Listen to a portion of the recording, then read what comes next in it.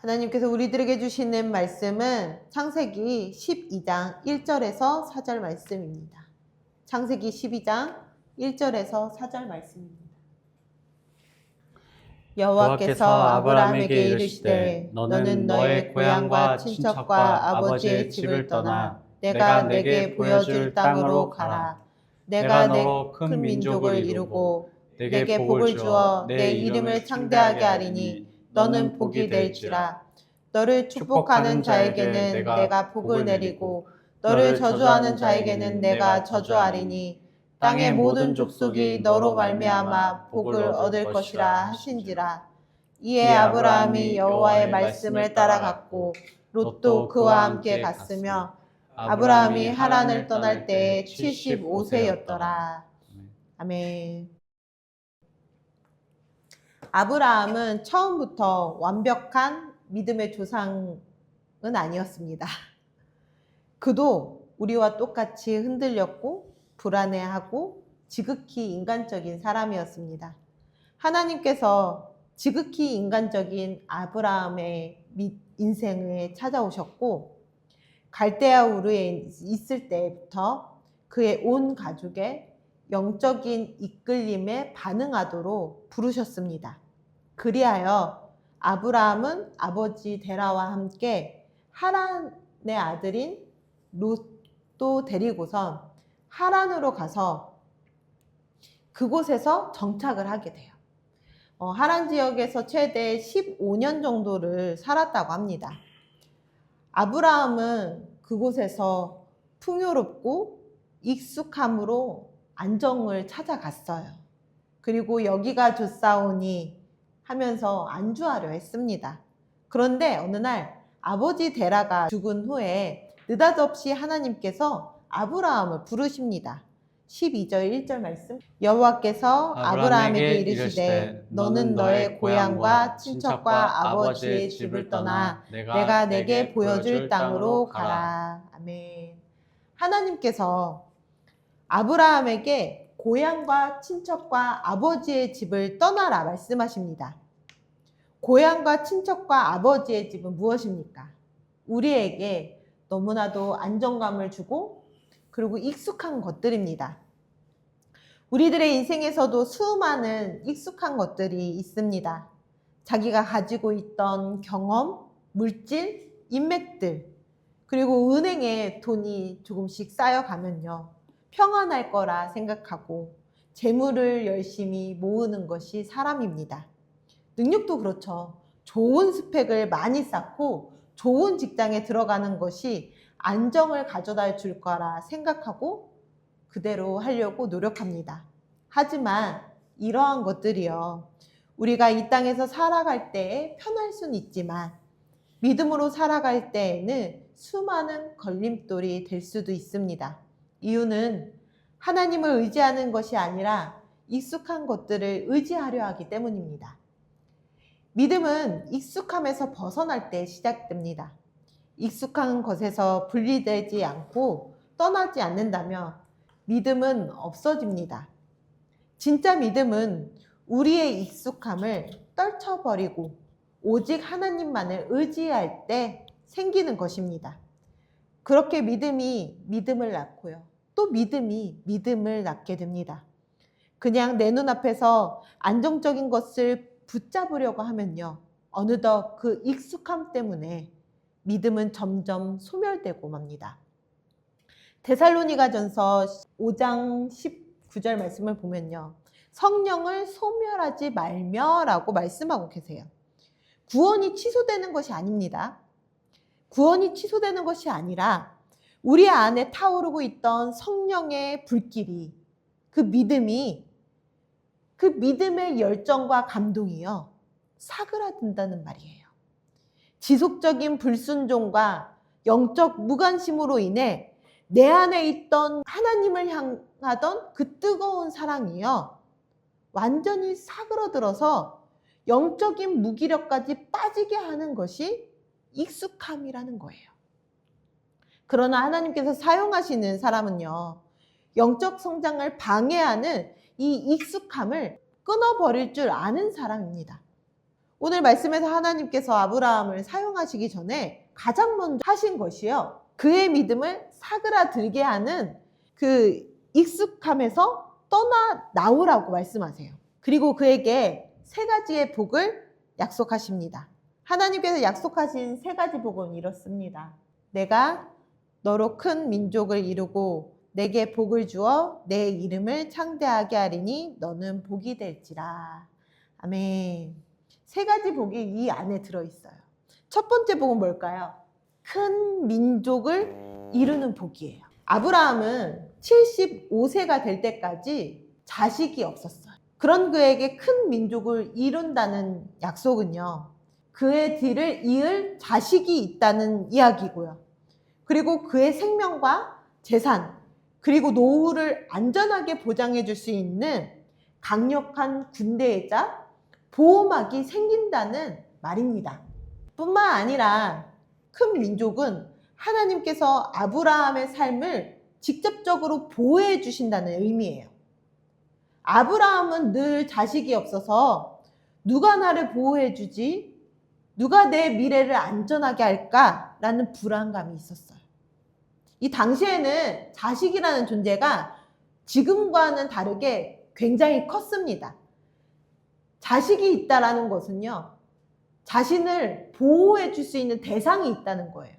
하지만 자식이 없다는 것은 자신의 미래를 보호해 줄 수 있는 대상이 없다는 거죠. 고아와 같은 개념이에요. 이처럼 아브라함은 늘 자식이 없어서 불안하고 힘들어했어요. 바로 그때 큰 민족을 이루겠다는 하나님의 약속은요, 아브라함에게는 진정한 방패로 들렸고요. 그리고 그 진정한 방패가요, 하나님이심을 약속으로 듣게 됩니다. 두 번째 복은요, 무엇일까요? 내 이름을 창대케 하리라 라는 복이에요.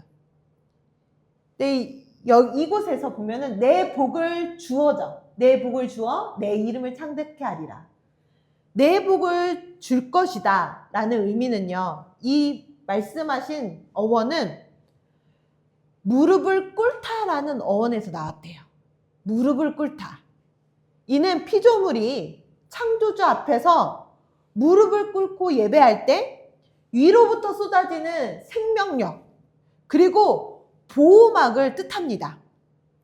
세상이 말하는 우연이 아니고 하나님과의 바른 관계를 통해서 공급되는 돌봄입니다.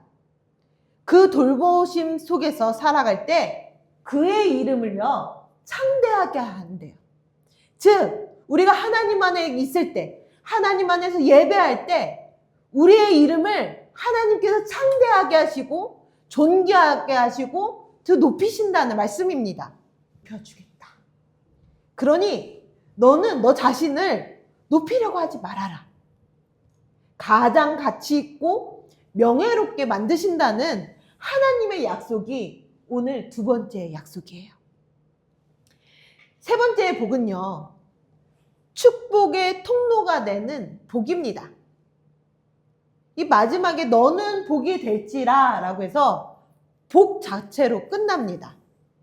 아브라함이 복의 자체가 되는 것이고요, 단순히 복이 되는 것을 넘어서요, 아브라함이 가는 곳마다 하나님께서 축복하시고 아브라함을 저주하는 자에게는 저주까지 내리시는, 즉 아브라함을 통해서 복이 흘러가게 하는 축복의 통로이자 사명을 부여해 주시는 거예요.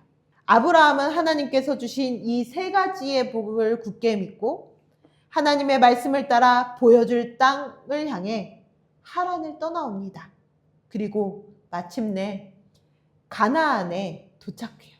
아마도 아브라함이 생각했던 가나안은요, 이 최소한 고생길은 아니었을 거예요. 그가 생각했던 가나안은 하나님의 약속이 이루어지는 땅이었으며 기쁨이 넘치는 땅이었습니다. 하지만 하나님께서 약속하신 그 가나안 땅에는요, 이미 가나안 사람들이 거주하고 있었어요. 가나안 땅에 첫 발을 딱 디뎠는데 아브라함은 자신을 보니까요, 굉장히 초라했습니다. 텐트를 치고 이동하는 이방인에 불과했어요. 가나안 땅에는 원주민이 가득했고요. 그들은요, 강력한 철기 문명을 받아들이기 시작해서요, 정착하고 요새와 같은 이 부족 국가를 만들고 있는 중이었어요. 이런 원주민들에게 가나안 땅을 뺏는다는 것은요, 아브라함이 생각했을 때 불가능했던 일이었어요.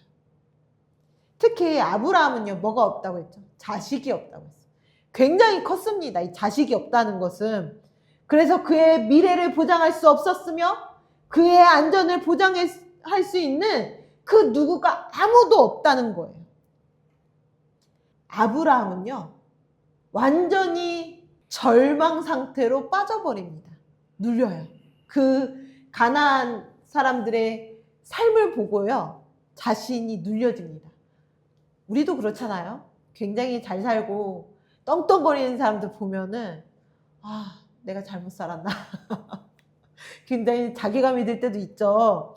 그런데 아브라함은요, 자신이 이 가나안 땅을 정복하려고 하니 굉장히 두렵다는 거예요. 내가 하려고 하니까 두려운 거예요. 내가 가나안 땅을 정복하려니까 무섭고 두려운 이 생각들은 당연하다는 거죠. 하지만 하나님의 생각은 달라요. 하나님께서는요, 아브라함에게 주신 이 세 가지 복을 믿고 하나님을 신뢰하길 원하셨어요. 아브라함이 믿음을 갖고 하나님을 의지하길 바라셨다는 거예요. 하지만 어땠죠? 완전히 낙심해버린 아브라함은요, 굉장히 계속 눌려있는 상태였죠. 그때 하나님께서 아브라함에게 나타나십니다. 내가 이 땅을 내 자손에게 주리라. 불안하고 두려움이 가득 찼던 아브라함 인생에 하나님께서 찾아오셔서 보여주셨어요. 자신을 나타내 보여주시고 다시 한번 첫 번째 복을 상기시켜 주십니다. 아브라함아, 내가 너의 삶을 책임져 줄게. 막막한 상황 속에서도 먼저 찾아오신 하나님. 아브라함이 자신이 가나안을 정복하려는 것이 아니라 이제는 하나님께 맡기는, 하나님께서 자신을 책임져 주시겠노라 하는 이 약속을 의지합니다. 그리고 아브라함의 행동은요, 처음 제단을 쌓아요. 그리고 그곳에서 예배합니다. 제단은 피를 흘려 희생해서 드리는 예배예요. 그렇게 나의 힘이 아니라, 나의 뜻이 아니라 나의 삶을 죽이고 하나님을 온전히 예배하는 자리로 나아가게 되는 것입니다. 나를 내려놓지 않으면 하나님을 붙잡지 못합니다. 불안할 때 하나님을 찾고 우리가 절박할 때 하나님을 찾지 않습니까? 그렇게 하나님을 찾고 붙잡을 때 하나님께서는요, 그 손을 꽉 잡아주세요. 하나님께서 아브라함이라는 사람의 인생을 쓰시기 위해서, 그 한 사람을 얻기 위해서 갈 바를 알지 못하는 이 광야에 내모십니다. 갈대아 우르에서요, 스스로 자신을 지키려고 살았던 아브라함을요, 세상의 힘과 재산, 인맥 그리고 성벽에 의지했던 아브라함을요, 바람이 불면 흔들리는 광야의 장막으로 내모셨다는 거예요. 광야는 내 힘으로 물을 구하거나 농사를 지을 수 없어요. 광야는 하나님께서 비를 내려주셔야지만이 살 수 있는 곳입니다. 그래서 절대적으로 하나님을 의지할 수밖에 없는 공간이에요. 우리의 삶도 마찬가지입니다. 이 땅에서 살면 익숙하고 안전하고 좋은 것들이 너무 많아요. 그런 것들을 나의 성이라 쌓고 살아갑니다. 하지만 하나님께서는 아브라함을 얻기 위해서 그를 고향과 친척과 아버지의 집을 떠나게 하신 것처럼 우리의 인생도 반드시 흔드시는 그런 날이 온다는 거예요. 우리는 그때 광야로 나아가야 합니다. 절대적으로 하나님을 의지하는 광야를 따라가야 합니다. 히브리서 11장 1절 말씀은요. 믿음은 바라는 것들의 실상이요 보지 못하는 것들의 증거니 말씀하십니다. 우리가 뜻하지 않았던 길이 있지 않습니까? 우리가 뜻하지 않았던 길일지라도 하나님께서 길을 내시면 이끄시는 길로 따라가는 것이 순종의 걸음입니다. 우리의 길의 주도권을요. 내가 갖는 것이 아니라 하나님께 내어드리기 소망합니다. 하나님께서 내시는 그 길 따라서 바라보는 것이요. 그것이 믿음이며 그것이 하나님께 드리는 순종의 제사입니다. 하지만 사람은 어떻습니까? 굉장히 급해요. 내 앞에 짜잔하고 평탄한 길이 쫙 뻗기를 원합니다. 고생하고 싶지 않고요. 저도 그래요. 저도 그래요. 아프지 않고 싶고요. 고생하지 않고요. 잘 먹고 잘 살고 싶은 게 우리 사람 아닙니까? 그래서 어떡하죠? 우리는요. 내 앞에 이 문제를요. 하나님께 내어드리는 게 아니라 내 힘으로 내 능력으로 내가 원하고자 하는 길로 가고자 합니다. 믿음의 사람이라 말하는 아브라함도 그랬어요. 아브라함도 마찬가지였습니다. 아브라함은요. 하나님께서 그에게 3가지의 복을 주셨지만 그 약속보다는 앞에 보이는 막막함 때문에 그 막막함을 해결하는 것이 우선순위가 되었어요. 그래서 가나안 땅에 도착하자마자 기근이 생겨요. 이 기근이 드니까요. 하나님께서 보여줄 땅으로 가라 했었는데 그곳에서 머물고 기다렸어야 했는데 아브라함은 기근이 드니까 어디로 갑니까? 애굽으로 내려가요. 애굽으로 내려가는 꼼수를 강행합니다. 그 결과 그는요. 그의 아내 사라를 누이라고 속여요. 그리고 이로 인해서 애굽의 바로의 집이 큰 재앙을 얻게 되는 일이 있습니다. 자손을 주시겠다는 하나님의 약속을 또 믿지도 못했죠. 그래서 어땠나요? 하갈을 통해서 이스마엘을 낳는 꼼수를 또 부립니다. 이 결과 또 기가 막힌 일이 생겨요. 결국에는 하갈과 이스마엘을 아브라함의 공동체에서 쫓아내는 일이 생깁니다.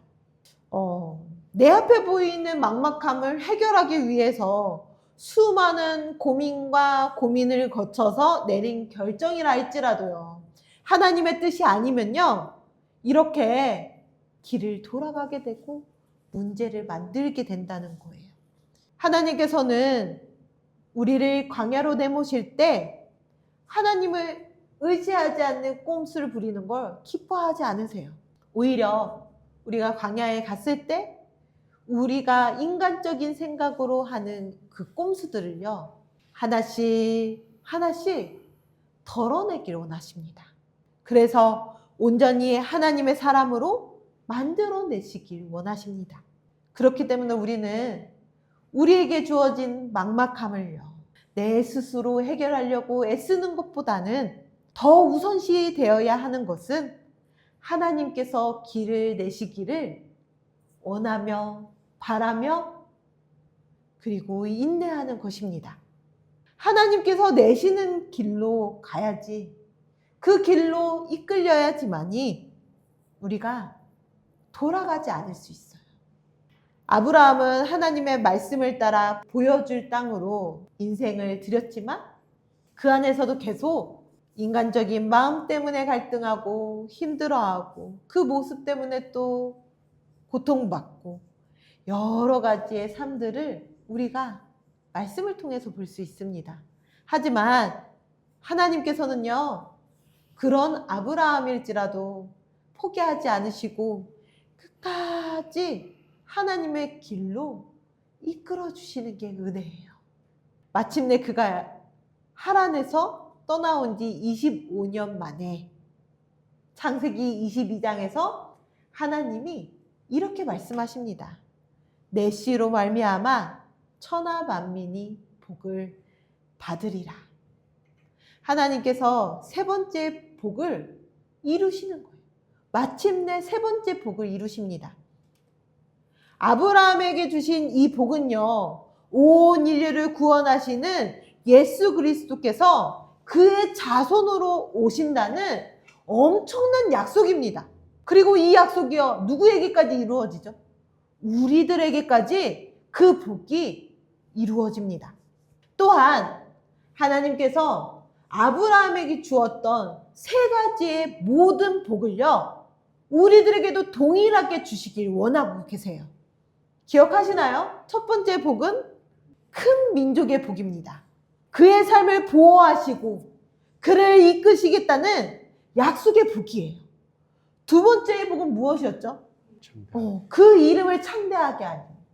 근데 그 이름을 창대하기 위해서 그 앞에 수식어가 붙죠. 하나님께 무릎 꿇는 복을 통해서요. 이름을 창대하게 하신다는 복을 주신다는 겁니다. 세상의 것을 의지하지 않고 나를 내려놓음으로 하나님께 예배하는 자를 높이신다는 약속이에요. 세 번째 복은 뭐죠? 복이 될지라.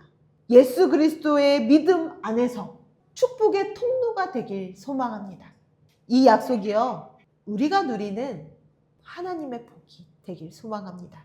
우리가 이 땅에 살면서요, 하나님께서 내모시는 광야를 자주 만나요. 맞죠? 저만 그런가요?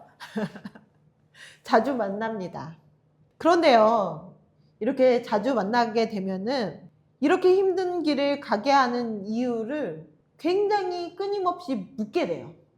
그리고 이런 힘든 일들이 왜 나에게 찾아오는지 이유를 알 수 없을 때가 너무나도 많습니다.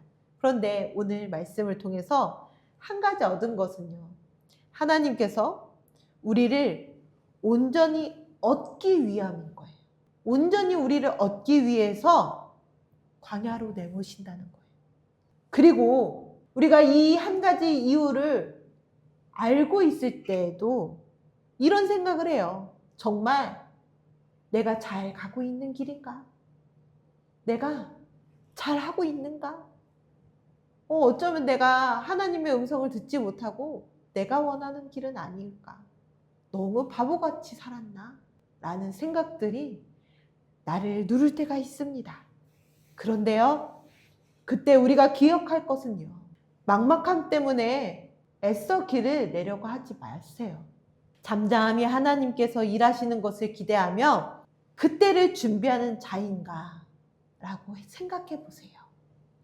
막막함은요, 내 힘으로 길을 내라는 신호가 아닙니다.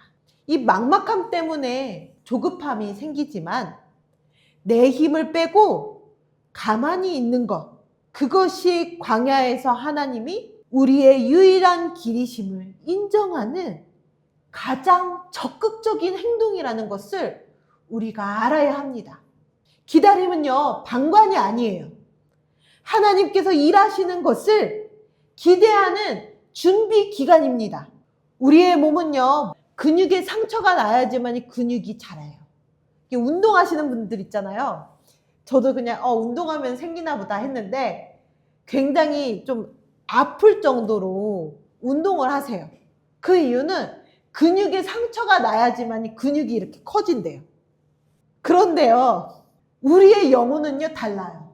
우리의 영혼은 무릎 꿇고 하나님 앞에서요, 잠잠히 기다리는 것입니다.